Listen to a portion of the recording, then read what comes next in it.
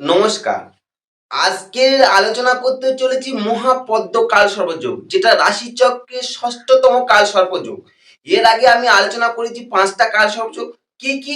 অনন্ত কালসর্পযোগ, কুলিক বা গুলিকা কালসর্পযোগ, বার্ষিকী কালসর্পযোগ, শঙ্খপাল কালসর্পযোগ, পদ্ম কালসর্পযোগ। আজকে আলোচনা করছি মহাপদ্ম কালসর্পযোগ। এই মহাপদ্ম কালসর্পযোগে স্পেসিফিক আপনি কেন জন্মগ্রহণ করলেন?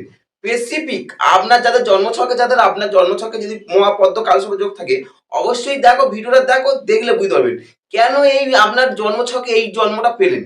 ১ নম্বর। দ্বিতীয় নম্বর হচ্ছে এই যোগ থেকে আপনি কিভাবে পরিত্রাণ পেতে পারেন। দ্বিতীয় নম্বর, আর এই যোগের ফলে আপনি কি কি ফল পাচ্ছেন সেটাও আলোচনা করব।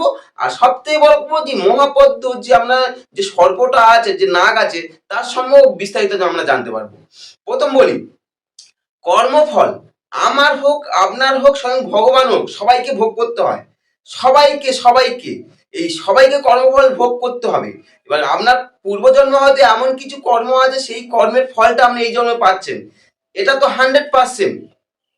ভীষ্মদেব যখন তিনি ষড়সজ্জা হয়েছিলেন, ঠিক আছে, কুরুক্ষেত্রের মাঠে, তখন ভীষ্মদেব শ্রীকৃষ্ণকে প্রশ্ন করেছিলেন, ভগবান শ্রীকৃষ্ণে, হে ভগবান, আমার কি এমন ভুল ছিল যে আমি এই ষড়সজ্জা হয়ে আছি? আমি তো অষ্টবসুর একটা বসু, তা আমার কি এমন ভুল ছিল যে সেখানে আমি ষড়সজ্জা হয়ে অবস্থান করছি? তখন ভগবান শ্রীকৃষ্ণ বলে যে তুমি পূর্বে জন্ম যাও। বলছে আমি পূর্বে জন্ম মাত্র ৩টে জন্ম দেখতে পাই, সেখানে আমার তো কোনো ভুল নেই। তার আগের জন্ম তুমি চলে যাও। তার আগের জন্মে তুমি ছিলেন একজন রাজা, এবং তুমি যখন তুমি মানে কি কোনো আমরা তোমার তখন প্রজাদের নিয়ে তখন তুমি যখন কোনো রাজ্য সহার করার জন্য বেরিয়েছো, তখন তোমার রাস্তার মধ্যে একটা সর্প পড়ে, তোমার রথের সামনে সর্প পড়েছিল। তুমি তখন তোমার অধস্তনের যে কর্মচারী ছিল, ঠিক আছে, সেই সৈনিকদের বলেছিলে যে ওই সর্পটাকে সরিয়ে দিতে। এবং তখন তারা তো সর্পটা সরিয়ে দিয়েছিল, ফেলে দিয়েছিল। কোথায় পড়েছে কি তুমি দেখেছো? বলে না, সর্পটাকে পড়েছিল একটা কাঁটা বনে। এবং কাঁটা বনে যখন সর্পটা পড়ে, এই সর্পটা ছিল একটা নাগ। এবার সেই নাগ তখন খুব দুঃখ করেছিল, ভগবানের কাছে দুঃখ প্রকাশ করেছিল, হে ভগবান, আমার কি ভুল ছিল সেখানে আমি এইভাবে আজকে আমার নিজের জীবন শেষ করতে হলো। এবং নাগিনীও খুব দুঃখ প্রকাশ করেছিল। তখন নাগ তখন দুঃখ করে বলেছিল যে আমার যা হয়েছে, এবং পরবর্তী তার যে আমার এই কাজটা কর্মটা করেছে, তার যেন জীবনে এরকম ঘটনা ঘটে, যার ফলস্বরূপ আপনি এই জন্মে এই ফলটা পাচ্ছেন। স্পেসিফিক আপনি এই জন্ম ফল পাচ্ছেন, কারণ আগের জন্ম কর্মফল। তাহলে প্রশ্ন হচ্ছে কি, আপনার সবার কিন্তু কর্মফল, সে আমি যাই করি কিন্তু, ঠিক আছে, আমি ভালো হোক খারাপ হোক, আমার যা কিছু হোক, ঠিক আছে, সেখানে সবকিছু কর্মফলের জন্যই ঘটছে। পূর্বজন্ম কর্মফল, এভরিথিং ইজ প্রি ডেস্টিনি, একটা কথা আছে, এভরিথিং ইজ প্রি ডেস্টিনি। ঠিক তেমনি এই যে মহাপদ্ম কালসর্পযোগে আপনার জন্ম হওয়া কেন, এই যে জন্ম হচ্ছে না কেন, কারণটা তো থাকবে, কেন আমার এটা জন্ম হচ্ছে, কেন আমি এই ফলটা পাচ্ছি, কেন আমি নেগেটিভ ফল পাচ্ছি। কোনোদিন প্রশ্ন করবেন নিজেকে, তখন বুঝতে পারবেন যে আমার কি কারণে, কি ভুলের জন্য এটা হয়েছে, সেটাও জানতে পারবো। তাই ভিডিওটাকে স্কিপ করো না, পুরো দেখার জন্য বিশেষভাবে অনুরোধ করছি, বিশেষ করে অনুরোধ রাখছি। প্রথম বলি যে কাল সর্প যোগ সব কিন্তু নেগেটিভ দেয় না।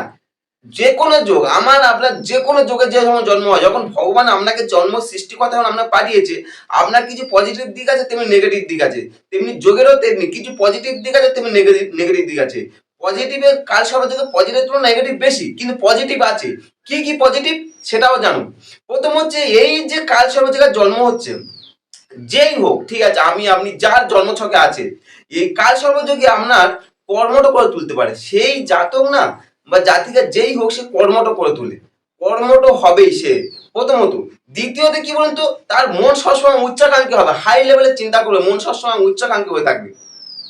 এবং তৃতীয়ত কি বলুন, তার ইকোনমিক কন্ডিশন অনেকটা স্ট্রং করতে শুরু করে, আর্থিক দিকটাকে অনেকটা স্ট্রং করতে শুরু করে। 3 নম্বর। 4 নম্বর কি বলুন তো, জীবনে অনেক সুনাম প্রতিষ্ঠা হয়, নাম যশ সুনাম হয়, এটা হচ্ছে তার শুভ দিক। তেমনি শুভ তুলনা তেমনি অশুভত্ব কিন্তু তেমনি বেশি। কি কি অশুভত্ব সেটাও জানুন, কি কি অশুভত্ব পাচ্ছেন আপনার জীবন ছকে। বলছে আপনার জীবনে প্রচুর স্ট্রাগল পূর্ণ হবে। ফার্স্ট হচ্ছে এই অশুভত্বকে জীবনে সহজ সরলভাবে কিছু না, জীবনটা যথেষ্ট স্ট্রাগল করে করে আপনার জীবনটাকে দাঁড় করাতে হবে, প্রথমত। দ্বিতীয়ত কি বলছে, আপনার মন সবসময়, যে আর যদি আপনার হয়, আপনার যার হচ্ছে, মন সবসময় নেগেটিভ চিন্তার মধ্যে গ্রো করবে, পজিটিভের তুলনায় নেগেটিভ চিন্তার মধ্যে সবসময় গ্রো করতে চায়। এবং এইটা হচ্ছে আপনার খুব গুরুত্বপূর্ণ কথা আলোচনা করলাম। 3 নম্বর কি বলেন তো, আপনার দাম্পত্য জীবন অতটা স্ট্রং নয়, দাম্পত্য জীবন সবসময় কোথাও না কোথাও সমস্যা হতে পারে। 3 নম্বর। 4 নম্বর কি বলেন তো, রিলেটিভদের সঙ্গে একটা দূরত্ব তৈরি হতে পারে, রিলেটিভদের সঙ্গে একটা দূরত্ব তৈরি হতে পারে। এটা হচ্ছে 4 নম্বর। 5 নম্বর কি, অনেক সময় আপনি একাকিত্ব, যেটা হচ্ছে বলা হচ্ছে লোনলিনেস, একাকিত্ব ভোগ করতে পারেন, অনেক সময় একাকিত্ব ভোগ করতে পারেন। এটা হচ্ছে আপনার 5 নম্বর। আচ্ছা, 6 নম্বর কি, আপনি অনেক সময় সঠিক ডিসিশন নিতে পারবেন না। যে অনেকে বলে যে সঠিক ডিসিশন মেকার, পরিস্থিতি হয়তো এমন একটা খারাপ পরিস্থিতি পড়লে আপনি ভালো ডিসিশন নিলেন সেই পথ থেকে বেরিয়ে আসার জন্য, বা বুদ্ধি থাকলে তো ভালো হয়, এই যে ডিসিশনটা নেওয়ার ক্ষেত্রে সেখানে সমস্যা হতে পারে। এটা 6 নম্বর। 7 নম্বর কি, অনেক সময় দেখবে আপনার গচ্ছিত যে সম্পদ, যেটা অ্যাকুমুলেটেড ওয়েলথ বলা হয়, হঠাৎ সময় দেখবে আপনার গচ্ছিত সম্পদ চুরি হয়ে যাচ্ছে বা লস হচ্ছে, বা কোনোটা আপনার কোথাও মানে কি সমস্যা হচ্ছে যে আপনার কোনো অর্থ আপনার হাতে থাকছে না। এই যে গচ্ছিত সম্পদ না থাকা বা চুরি হয়ে যাওয়া বা লস হওয়া, যাই কিছু হোক, এটা তো আপনার এই কোনো ছকে মন নিয়ে অবশ্যই দেখুন আপনার জন্মকুণ্ডলিতে আপনার এই যোগ, কোনো একটা যোগে আপনার জন্ম, কাল সর্প যোগে জন্ম। আচ্ছা, অনেক সময় দেখবেন আপনার সন্তান, যে অনেকে দেখবো সন্তান হচ্ছে না, এই সন্তান না হওয়ার ক্ষেত্রে এই কাল সর্পযোগ খুব গুরুত্বপূর্ণ ভূমিকা পালন করে। এবার প্রশ্ন হচ্ছে, আমি তো আজকে আলোচনা করব যে মহাপদ্ম কাল সর্পযোগ, অনেকে মহাপদ্মকে শঙ্খপদ্মও বলে। এই মহাপদ্ম কাল সর্পযোগ যখন আলোচনা করব, এই মহাপদ্ম কাল সর্পযোগে কি ফল পাবেন, সবগুলো ফল পাবেন না আমি কিন্তু স্পেসিফিক কি ফল পাবেন সেটা আলোচনা করব। আর আপনার এই যে মানে কি ফল পাচ্ছেন, এই যুগে জন্ম হওয়ার কারণ কি সেটা আলোচনা করব। আর এর থেকে পরিত্রাণ কিভাবে পাবেন সেটাও আলোচনা করব। তাই ভিডিও দেখো, দেখলে 100% বলছি আপনারা উপকৃত, বা 100% আমি বলছি উপকৃত হবেন। প্রথম হচ্ছে বলি, এই যে মহাপদ্ম বা শঙ্খপদ্ম যেটা বলা হচ্ছে, এই মহাপদ্ম বা শঙ্খপদ্ম নাটক কার গর্ভ থেকে সৃষ্টি হচ্ছে? হচ্ছে মহারিষি কশ্যপের স্ত্রী কদ্দুর গর্ভে সন্তান, কদ্দুর গর্ভে। সেটা আমি অষ্টনাগের মাহাত্ম্য দিয়েছি, প্রথমে সেটা দেখতে পারেন। অষ্টনাগের মাহাত্ম্য, তার জীবন কাহিনী সম্বন্ধে ডিটেলস দিয়েছি। এই অষ্টনাগের একটা নাগ হচ্ছে মহাপদ্ম বা শঙ্খপদ্ম, মহাপদ্ম বা শঙ্খপদ্ম। এটা হচ্ছে কদ্দুর গর্ভে মহাপদ্ম নাগটি কি অনেকে শঙ্খপদ্ম নামে পরিচিত হয়েছে। তবে ইনি এই যে শঙ্খপদ্ম খুব শক্তিশালী, তবে কিন্তু হিংস্র নয়। প্রথম বলি যে শক্তিশালী ঠিকই, কিন্তু কোনো হিংস্র নয়। এর ফোনাতে আছে ত্রিশূলের চিহ্ন আছে, এর যে ফোনা আছে সেই ফোনাতে ত্রিশূলের চিহ্ন রয়েছে। এই নাগটার মধ্যে একটা বেশ গুরুত্বপূর্ণ ভূমিকা পালন করে। বিশেষ করে এই নাগের গায়ের রং হচ্ছে সাদা, এবং জ্যোতিষশাস্ত্রে এই নাগের গুরুত্ব অপরিসীম। এই যে আপনার শঙ্খপদ্ম বলুন বা মহাপদ্ম বলুন, জ্যোতিষশাস্ত্রের গুরুত্ব খুব পেয়েছে। কি সেই গুরুত্ব পেয়েছে? প্রশ্ন হচ্ছে, তাহলে জ্যোতিষশাস্ত্রে যারা অ্যাস্ট্রোলজি করছি, তারা কি আমাদের কাছে কি এত গুরুত্ব পেয়েছে? বলছে স্বাস্থ্য, বলছে স্বাস্থ্য। যদি আপনার রাশিচক্রে লগ্ন থেকে, রাশি থেকে, চন্দ্র থেকে না, রাশিচক্রে লগ্ন থেকে ষষ্ঠে রাহু, দ্বাদশে কেতু, ষষ্ঠে রাহু, দ্বাদশে কেতু, বাকি সমস্ত গ্রহগুলো একটা সাইডে, তখন হচ্ছে এই হচ্ছে মহাপদ্ম কালসর্প যোগে তৈরি হচ্ছে। মহাপদ্ম কালসর্প যোগ কি? তাহলে ষষ্ঠে রাহু, দ্বাদশে কেতু, বাকি সব গ্রহগুলো একটা সাইড। আজকে আলোচনা করতে চলেছি একটা কালসর্প, যে মহাপদ্ম কালসর্প যোগটা আপনি কিভাবে বুঝবেন, একটা ছক দিচ্ছি দেখুন। এই এটা ছক, জন্ম হচ্ছে 14-10-1976 সালে, 14-10-1976, 8টা 16, সন্ধ্যা 8টা 16 PM এর জন্মস্থান হচ্ছে দমদম। এই যে ব্যক্তিরা যে জন্ম হচ্ছে জন্ম দমদমে, এই যে তার ছক, এই যে তার জন্ম কুণ্ডলী তার দেওয়া হচ্ছে। লগ্ন হচ্ছে তার বিষ লগ্ন, লগ্নে বৃহস্পতি আছে, মিথুন রাশি, শনি তোমার তৃতীয় বসে আছে, পঞ্চমে রবি বুধের কানেকশন, ষষ্ঠে শুক্র মঙ্গল রাহু, দ্বাদশে কেতু। এই দ্বাদশে রাহু, ষষ্ঠে রাহু, দ্বাদশে কেতু, যার এরকম লগ্ন থেকে বিচার করবেন, লগ্ন থেকে ষষ্ঠে রাহু, দ্বাদশে কেতু, বাকি সমস্ত গুলো একটা সাইড, পুরো এই সাইডটা ফাঁকা হয়ে গেল। বাকি সমস্ত 14-10-1976, 8টা 16 তার জন্ম, একটা সাইডটা গ্রহগুলো আছে, বাকি একটা সাইড হচ্ছে লগ্নের সাপেক্ষে ষষ্ঠে রাহু, দ্বাদশে কেতু। এই লগ্নের সাপেক্ষে ষষ্ঠে রাহু, দ্বাদশে কেতু যার জন্ম হচ্ছে, তার জানবেন অবশ্যই মহাপদ্ম কালসর্প যোগে জন্ম, তার মহাপদ্ম কালসর্প যোগে জন্ম। এই তাহলে আমি আজকে আশা করছি আপনারা বুঝতে পেরেছেন। যদি আপনাদের ছকে শুধু এটা আমি তো বিশ্বতে দিলাম বৃষ লগ্ন, কিন্তু আপনার যে ছক আছে আপনার স্পেসিফিক আপনার যে কোনো তার লগ্ন হবে 12টা ঘরের মধ্যে কোনো লগ্ন, সেই লগ্নের সাপেক্ষে দেখুন যদি ষষ্ঠে রাহু হয়, দ্বাদশে কেতু হয়, বাকি সব গ্রহগুলো যখন একটা সাইড হবে তখন মনে করবেন যে আপনার এই মহাপদ্ম কালসর্পযোগে জন্ম হচ্ছে। প্রশ্ন তো একটা থাকছে যে আমি যেই মহাপদ্ম কালসর্পযোগটা আলোচনা করছি তার কি ফল পাবেন, ফলটা কি পাবেন? আমার প্রশ্ন হচ্ছে ফল, ফল আমি কি ফল পাবো? শুধু তো আলোচনা করবো যে ষষ্ঠে রাহু দ্বাদশে কেতু, তার তো গল্প না, ফল কি পেতে চলেছে। প্রথম বলেছি এই যুগে যার জন্ম হবে, বিশেষ করে এই মহাপদ্ম বা শঙ্খপদ্ম, এই মহাপদ্ম বা শঙ্খপদ্ম যার জন্ম হচ্ছে সবসময় তার জীবনে না কোনো বিপদ এসে তার উপস্থিত হয়। প্রথম ফল এটা আপনারা লিখে রাখতে পারেন। প্রথম ফল সবসময় কোনো না কোনো বিপদ এসে তার সামনে এসে উপস্থিত হয়।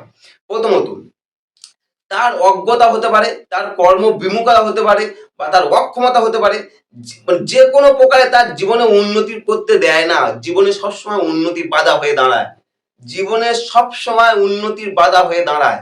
এই যদি জন্ম হয়, এই কালসর্প যোগে যদি আমাদের জন্ম হয়, উন্নতি সহজে হবে না, সবসময় কর্মের বাধা সৃষ্টি হবে।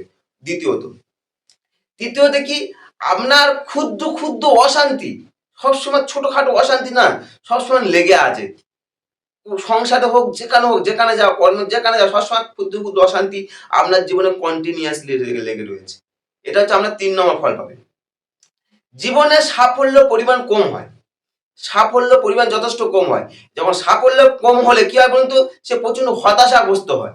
আমার আপনার যেই হোক, যখন সাফল্য কম হবে তার প্রচুর আমি হতাশাগ্রস্ত হয়ে যাব, তার কারণ আমার জীবনে উন্নতি হচ্ছে না, এই হতাশাগ্রস্ত হয়ে যায় এবং অন্যকে সন্দেহ করার একটা প্রবণতা তৈরি হয়ে যায়। যদি আপনার জন্মছকে এই কালসর্প জবাবে জন্ম হয়, অবশ্যই কমেন্ট করুন যে আমার এইগুলো মিলে গেছে। এটা কমেন্ট করার জন্য অনুরোধ রইল। এবং তাহলে কি, এবং নিজ আরেকটা কি হয় বলুন তো, এর কি সব থেকে বড় ফল পায় বলুন তো, নিচস্থ কোনো ব্যক্তি, নিজ অধস্তন তার থেকে নিচে, ঠিক আছে, নিজ অধস্তন ব্যক্তি বা কর্মচারীর দ্বারা তার ক্ষতিগ্রস্ত হতে পারে, ক্ষতিগ্রস্ত হতে পারে এবং হয়, ঠিক আছে। আচ্ছা, জাতক কোনো না কোনো সময় একাকিত্ব বা নির্জনতা থাকা বেশি গুরুত্ব দিতে পারে, বা নির্জনে থাকতে বেশি পছন্দ করবে, বা নির্জনে বাসও হতে পারে জাতকে, যেই হোক, জাতক জাতিকে যার হোক, তার নির্জনে বাস হতে পারে। জীবনে একটা সময় জাতকের বন্ধনের মতো থাকতে হতে পারে, বন্ধন মানে কারাগার যেটা বলা, না তা কারাগার বলতে জেল বলছি না, মানে নিজেকে যেন বন্ধনের মতো থাকতে হতে পারে যদি আপনার এই কাল সর্বযোগে জন্ম হয়। জাতকের নিয়ম শৃঙ্খলা বলতে কিছু থাকে না, কোনো কিছু নেই। নিয়ম শৃঙ্খলা বলে যে আমরা কাজকর্ম করি সবকিছু, এর নিয়ম শৃঙ্খলা বলে কোনো কিছু থাকে না, এবং এই নিয়ম শৃঙ্খলা তৈরি করা এর কাছে খুব কষ্টসাধ্য হয়ে যায়। আর জাতকের জীবনের বন্ধুর থেকে শত্রুর সংখ্যা সব থেকে বেশি হয়। যদি আপনার মহাপদ্ম কাল সর্পযোগে জন্ম হয়, এই বন্ধুর থেকে শত্রুর সংখ্যা সব থেকে বেশি হয়। প্রশ্ন হলো যে আমি মহাপদ্মের এই যে নেগেটিভ গুলো বললাম তো আপনার ঘটছে, আপনি এর থেকে পজিটিভ কিভাবে করবেন? প্রথম দেখুন, মহাকাল, ঠিক আছে, আমাদের আদি দেবাদিদেব মহাদেব, তাকে যদি আপনি সন্তুষ্ট করতে পারেন, তাকে স্পেসিফিক, তাহলে সমস্ত সর্বদেবতারা সন্তুষ্ট হয়। কারণ কথিত আছে নাগেরা প্রথম শিবলিঙ্গকে পুজো করেছিল, পুজো করেছিলেন। সেই হিসাবে যদি আপনি শিবলিঙ্গকে কন্টিনিউয়াস পুজো করতে পারেন, সেটাও সন্তুষ্ট হবে। বা ষোড়শ উপচার, 16টা সোমবার শ্রাবণ মাসে শুরু করুন, সেখানে খুব শুভ ফল পাবেন। দ্বিতীয় নম্বর, বা শিবের যে মহামৃত্যুঞ্জয় মন্ত্র যদি জপ করেন কন্টিনিউয়াস, সেটাও শুভ ফল পাবেন। আর সব থেকে বড় গল্প কি, নাগ পঞ্চমীর দিনে আপনার কোনো নাগকে কোনো দুধ ফোলা খাওয়াতে পারেন, খাইয়ে তাকে পুজো করতে পারেন, করে আপনি নাগকে যদি কোনো আমরা মনস্কামনা করে আপনার প্রবাহিত জলে একটা মানে কি কোনো সর্প তৈরি করে, বিশেষ করে রূপোর সর্প তৈরি করে যদি প্রবাহিত জলে ভাসিয়ে দিতে পারেন, সেখানে একটা ফল পাবেন 100%, 100%। কারণ কর্মফল আপনার নেগেটিভ কর্ম আপনি কিন্তু ভোগ করছেন। আপনার কর্মফল কোনো তান্ত্রিক এসে আপনাকে ওই ছোট্ট একটা যজ্ঞ করলাম, সে আদৌ কি জানে আপনি জানেন না, সেখানে মনে করলেন যান আপনার কাল সর্বযোগ থেকে আপনি মুক্তি পেয়ে গেলেন, আপনার কর্ম সে নিয়ে নেবে, সে আপনাকে ঠিক করে দেবে? সম্ভব না। আপনার কর্মফল আপনাকে ভোগ করছেন, তেমনি আপনি চেষ্টা করুন আপনি কিভাবে পরিত্রাণ পাবেন। যেগুলো বললাম সেগুলো করুন, আর মা মনসাকে পুজো করতে পারেন, সব থেকে ভালো হবে। আর প্রতিদিন রাত্রে শয়নের সময় আস্তিক মুনির নাম নেবেন। প্রতিদিন রাত্রে শয়নের সময় আস্তিক মুনির নাম নেবেন। যখন আস্তিক মুনির নাম নেবেন আপনি শুভ ফল পাবেন। আর যারা ভিডিও দেখছেন, আশা করছি পরবর্তী ভিডিওগুলো দেখলে আপনারা উপকৃত হবেন। আর যদি ভালো লাগে অবশ্যই সাবস্ক্রাইব করতে পারেন। নমস্কার।